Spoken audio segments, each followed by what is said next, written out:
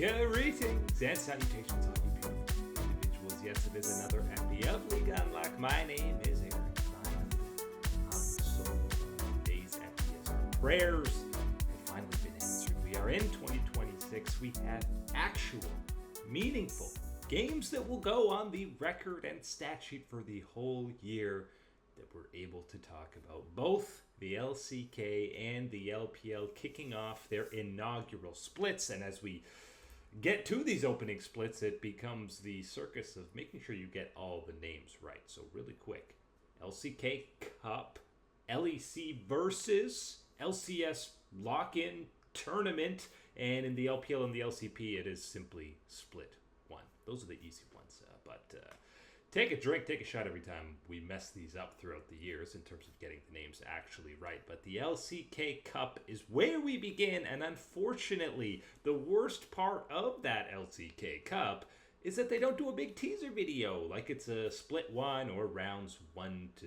3 or 1 to 2, which is what the LCK format is in the modern era, but no big teaser until the next split after First Stand, which is a bit of a bummer. They just put together some animated characters holding flags, which doesn't hit as hard as the teaser videos that we have become so accustomed to over in the LCK. But we did have some fun, and of course, Coach Calms were debuting at this event, and we kicked off with the little DN Supers, not the DN Freaks, the DN Supers, matching up against KT Rolster, the defending world finalists. They're not really defending anything by being in the finals, but obviously aiming and Palu, who got the start in game 1, and today was the day of Malphite Jungle, and unfortunately for Cuz in game 1, it was not the type of Malphite performance that you probably want to be seeing, as more often than not he was ultiing away out of team fights. Dudu had himself a far from Dudu performance on the day. He was clean on both the Rumble and the Mbessa, which we'll get to later in some of these matches, but he was great on the day as he outplays perfect on that one. And I mean, DNS, not DNF, DNS looked pretty damn good in this first game. It's another nice equalizer from Dudu. The team fighting was good. This was maybe the one part of the day where the Coach Comms seemed to actually have a difference, because right as the DN Supers called for theirs, they immediately proceed to win a team fight afterwards, get an objective, and get control of the game. So things looking good after game 1. Game 2, Doc Dom obviously read his text from his former buddy BDD, who said, come on, brother, let us get some wins. And that is exactly what happened in the second game, because the Ashe play was kind of Ashe, and that is him getting caught out not once but twice in some of these fights. And you heard, if you listen to the English cast, they were very much complaining about the Essence Reaver new item build on that same Ashe. It did not have much of an impact. KT bounces back in a big way in that second game to kind of steamroll their way into the third game. They had all the momentum. We get Doc Dom on the patented Ziggs pick, and it's to kind of, I will say, a fleeting effort or fleeting effect. This was unfortunately a game 3 where aiming on the Aphelios and Doc Dom on the Ziggs were going back and forth for having minimal impact on the Rift as their respective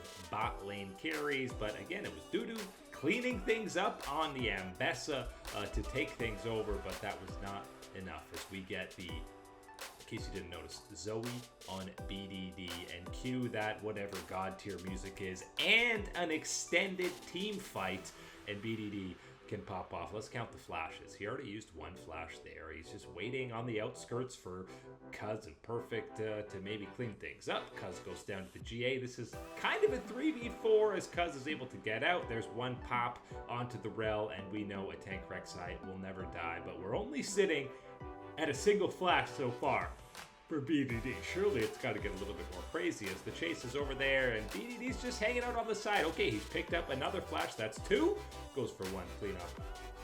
Onto there, the Zhonya's comes from Closer. It's fine. That's flash number 3, and now he's already holding on to another one. You know there's going to be a 4th one. So 4 flashes is actually not that big of a deal in terms of Zoe, which is disgusting to say, but the Zoe pick in BDD is becoming kind of synonymous and like a match made in heaven and almost a guaranteed win, or at least a guaranteed pop-off out of BDD, as we saw Ghost sub in for the last 2 games for KT and looked much better than Palu in that one, but not feeling confident in KT yet. Struggling against DN in that first game, and we'll see how much heavy lifting and Herculean efforts BDD has to do throughout the year. That match followed up with the DK Bro, and it's still Bro, it's still Brion, but it's not okay Bro. That's another rebrand. They had almost a full revamp. It's the young bot lane for DK, and Lucid was in mid-season form early, as was Showmaker on the full machine gun rise in this one with a couple of mana regen items that eventually snowballed completely out of control. Teddy has to go in suicidally to get a single kill onto a support, and he gets caught out. And this first game was all about Shiwu. 4-man dive on this Ambessa, and he has the max range ulti back behind them all onto Teddy. He blows up casting and is even able to get away for now at the very least. His career is running his little karma legs over as fast as he can, and even again in a 1v3, Shiwu gets one on his way out, and Smash will be there to clean it up. Shiwu absolutely disgusting, and best performance to completely snowball this one out of control in game 1 as the overlay switches over to a much uglier one. A couple times this happened on the LCK broadcast, but the first overlay that they were using actually looked pretty clean, had the 5 quest updates underneath, and yes, we'll get through the day, talk about how busted top lane appears to be, but in the game 2, between DK and Bro, Shivu had fun in the first game. Showmaker got to pop off on the LeBlanc in game 2 and felt a little bit bad for Roamer making his LCK debut. Lucia Showmaker did not let him have a fun time once this LeBlanc gets this out of control. 20 CS, almost a 2k gold lead at 10 minutes into the game. This was absolutely done and dusted as Namgoon gets completely blown up on the support release. Before he can even do anything, this was not close whatsoever. D+ absolutely stomped their way through the series in a much more convincing fashion than we got out of KT Rolster. I mean, you can argue who had the harder opponent. Doesn't really matter until these guys are facing some of the top dogs within the LCK, but cautiously optimistic and hopeful as we were heading into the split for what this D+ Kia roster is going to be able to put forth with that rookie bot lane and Smash and career. At least a tentative check mark. Green go ahead after their very first series against a team that they should be beating. LPL side of things, because of the different format, Mark and I kind of talked about with the 3 different groups, and the group Ascend having basically the top 6 teams from 2025, you're going to get a lot more marquee, enticing, exciting matchups, and that was absolutely the case in the debut action in China. We start things off with a little IG versus Weibo, and this is the defending Demacia Cup champions, although Shui's Nautilus does not look like that on his completely whiffed anchor engage, but it doesn't matter because somehow Invictus Gaming still come in to clean up this fight. If you'll recall, Rookie was not actually playing during the Demacia Cup run for IG, and they still won the whole event, but Rookie actually looked pretty darn good, at least in game 1 on the Ahri, to clean up a lot of these extended team fights. Botic is fine, basically untouched in the back line, and really it's all about Saboro, the guy replacing the Shy, who was fantastic in the Demacia Cup, and I think people were quickly ready to dub him a worthy successor to the Shy on that top lane. We're not going to make those sweeping claims after the Demacia Cup or after a single series against Weibo, but he was fantastic in this one, and you got to see, this is kind of one of the many series where you got to see how insane top lane can be in 2026, even before they're getting these extended beyond level 18 levels. The Croc Renekton for Saboro is 2 levels ahead of the mid laners in this second game at 20 minutes. that don't add up. He's got a single 1K gold lead. That was a little bit sus, but game 2 is the bounce back for Weibo, and the bounce back specifically for Elk, who had a yucky, no good game 1. He had the furthest thing from that on the Kaisa in this one, as they were down 4v5 after there was a little bit of a catch out by JJ, and watch Zika on the Gnar engage, and Elk, absolutely no question. It's not even that good of a Gnar ulti that comes out. Really, I guess it's kind of a 3-man. But Elk cleans up with the Killer Instinct. It's not going to be a penta because it's denied by Zika so that he can survive. He does go down eventually to Wei, but a quadra kill over to Elk, and that massacre just got even more out of hand. My man finished with 18 kills in like a 33-minute game and was completely deathless. Look at that gold lead. Individually on Elk is more than the entire lead that Weibo has. Almost a 6K AD carry versus AD carry comparison, as Weibo stomped their way back into this series to tie it up and force us to a mini silver scrapes. We'll call it a bronze scrapes because it is only, of course, best of 3s. And this was, again, third game. We had an extended team fight that very much so goes the way of Weibo. They already had a 1.2K gold lead at this point, 15 minutes in. Laning phase for Elk and Urha went very well yet again. We know Urha's Nico had some insane highlights last year in limited action for Weibo Gaming, but even though Rookie is able to clean up a kill in this fight, eventually it just is one by one the Ants go marching in. Finally, Elk shows up on the Zeri in the second game. Fotik barely has an opportunity to even get any auto attacks off, and Weibo again kind of coasted. This game stagnated for the better part of 15 minutes before finally an engage found by Weibo and Urha, and this is where the Jax gets completely out of control for Zika. Only level 17 there, but a couple of back-to-back flanks. There it is, the coveted level 19 Jax running into your back line.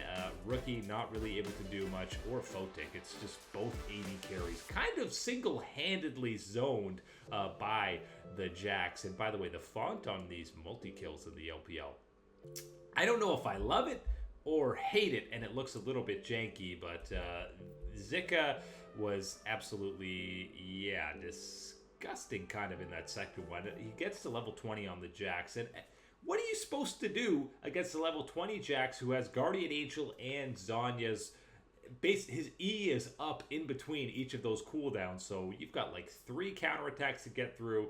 It just wasn't going to happen. There was absolutely no chance, and Weibo take down the Demacia Cup champions to take that Demacia Cup belt. Nobody talks about it like that, but Weibo looked super good in those first, in games 2 and 3 especially, and Elk fitting in seamlessly.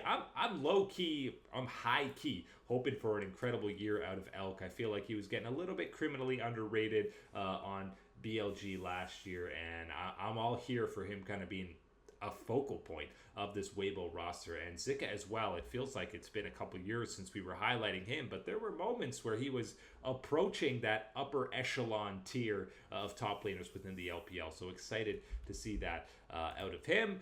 JDG and Top Esports, the other matchup on the day, and if you recall, this is a very different Top Esports roster. Kanavi's gone, Jackie Love is bare minimum taking Split 1 off for health reasons, burnout, a whole bunch of different things. Wish him the best of love and best of luck in his time off. Hopefully he's back for Split 2 because Top Esports is going to need him after what was not a fun day on the Rift against JD Gaming, who we know lost in those Demacia Cup finals. The broadcast was getting a little bit janky on the day, as all of a sudden it stutters ahead and Gala's got a couple of kills, and Hongq and Jinjia showing Cuz and anybody else who played Malphite jungle on the day, this is how it's supposed to look. Obviously, the synergy's still on point for the duo out of the Flying Oysters and the LCP, who, again, for whatever reason, have got a lot of haters coming their way. But check out the score line against Top Esports,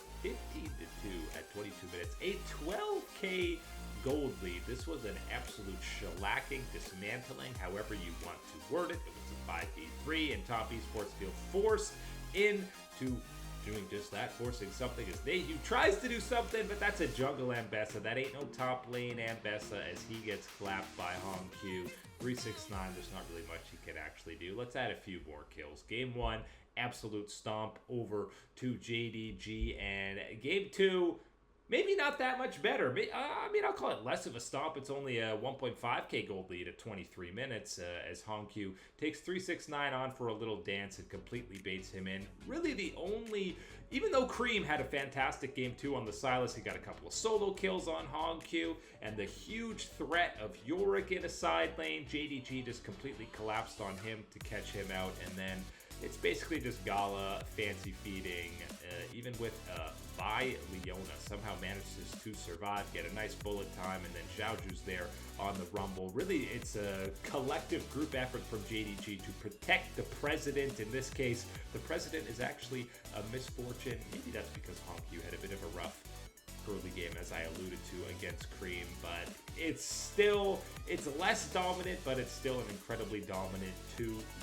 Game 1 was avert your eyes, not safe for work type of material. Game 2 was just more of a stomp, and I don't see this top esports roster vying towards the top of the table in Split 1. Maybe if Jackie Love comes back, I've seen people linking Tian to coming back as a jungle spot, but right now they're looking like a middle tier team at best, and JDG, you know, Mark and I both picked them to win Split 1. This is just one series, we're not going to overreact, but still feel like they should be a top tier team at the very least, even if they're not coming away with a split title under their belt for heading towards the first stand event. Talking of first stand, it's going to be the first stand for the LEC versus over the weekend, the third major region to get going, and again, we're getting the name right. 12 teams coming into this event, so how are we feeling about it? Are these ERL squads going to make some noise? Are the favorites going to completely steamroll their way through? It's only a single team, the champion from Split 1, that will be going to first stand. This ain't the LCK or the LPL. We're going to have 2 representatives. So who's going? Who comes away? I'm looking at Split 1, and despite a lot of squads, G2, MKOI kind of running it back with the same rosters, I think Carmine Corp is too stacked on paper. I think they run it back.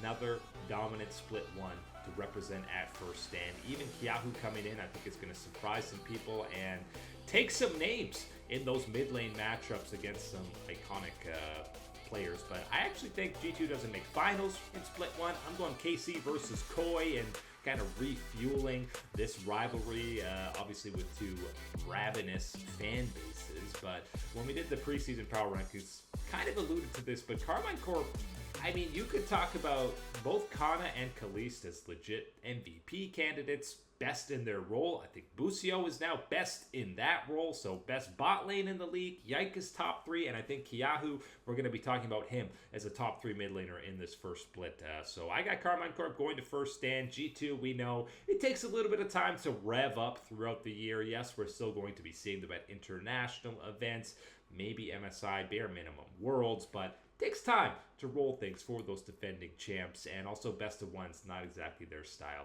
Don't forget, the first round of this entire LEC Versus is purely best of ones, and then top 8 move to a kind of double elim playoff bracket. Surprises to come in, good and bad.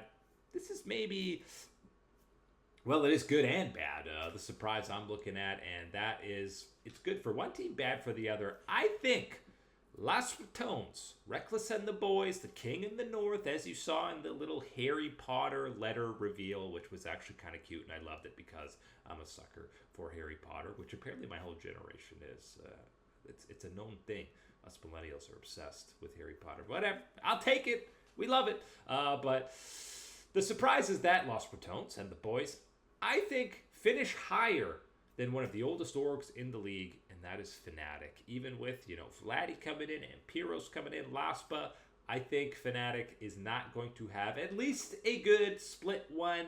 The communication issues that have plagued them basically since Hillisang and Reckless left, so yeah, like going on 5-6 years at this point, they're not going to get shored up. They're only going to get worse with Mickey leaving and Lospa replacing him. You've got a rookie in the top lane. That's too much pressure on Razork, and you can throw in Upset being the main communicators for this team. It's going to be, I don't want to say a disaster, but outside of a top 6 finish. They're going to make playoffs, but I think they lose early in those rounds, whereas Las Bretones, nobody has more to prove than them. Not that people are doubting them, but I think we want to see them match up against actual Tier 1 competition within Europe, not beating up on the ERL scene and EMEA Masters. So I think all 5 of these guys, plus Cadril, plus Yamato Cannon, are going to have a lot that they want to prove that they are a legit squad. You couple that with the fact that this is their only split. It's not like, well, we'll get a bounce back out of them from Game 2. This whole LEC versus gimmick is a one-off thing for, again, Velia, Nemesis, maybe Crowny, maybe Reckless. Who knows if all these guys want to play in the LEC going forward. I don't think Baus does. I think he's very much going to go back to a more chill and highly lucrative streaming career, but still opportunity to completely prove yourself on this biggest stage. So I think they will be so much more locked in than we were getting some kind of tilted scrims towards the end of their EMEA Masters only loss that they had. They're going to be way more locked in. Fnatic is not going to have things short out. I don't think Fnatic's going to Worlds this year. I'll even go one further. There's too many other good teams. I know it's way too early to be making Worlds predictions, but Carmine Corp, Movistar Koi, and G2, and I think there's a multitude of teams that can level up and kind of slide into that 4 spot, whether you're talking about Giant X, Team Vitality with Humanoid. There's too many other mid-tier teams that have a lot of potential that I just don't see Fnatic even representing at Worlds, and that might be a service for them because they did not have a good time at the last year's World Championship. But at least for Split 1, big surprise coming in hot is Las Bretones maybe sliding into a, dare I even say, top 4 finish in that playoff round. But MVP side of things, Kalista or Kana, it's going to be either one of them as KC win split number 1. But that is it today for Liga Unlocked. My name is Eric. Thank you to all you beautiful for hanging out, supporting us, and joining us as always. And we'll catch you on that flippity flip.